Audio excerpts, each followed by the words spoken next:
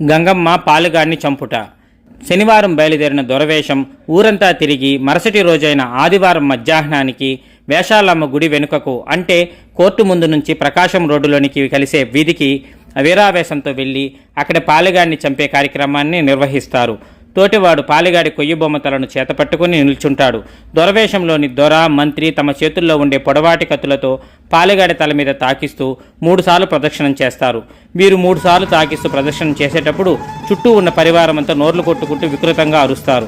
పాలిగాడిని చంపిన కార్యక్రమం పూర్తి అయిన తర్వాత తోటివాడు పాలిగాడి బొమ్మ తలపై సవకం కప్పి అక్కడి నుంచి తీసుకుని పరుగును వెళ్ళిపోతాడు. తర్వాత దొరవేషంలో ఉండే పరివారం సంతోషంతో ఈలలు కేకలు వేస్తూ ఆనందంతో పలకలు వాయిద్యాలు అనుగుణంగా చిందులు వేస్తూ కైకిల వారి ఇంటికి వచ్చి వేషాన్ని విప్పేస్తారు. తోటి వాళ్ళు పాలిగాడి బొమ్మ తలను చూపిస్తూ తెలిసిన వారి వద్ద నుండి డబ్బులు ఇనాములు అడిగి తీసుకుంటూ ఆ తర్వాత పాలిగాడి తలను తీసుకుని వెళ్లి తాళ్లపాక గంగమ్మ గుడిలో పెట్టేస్తారు.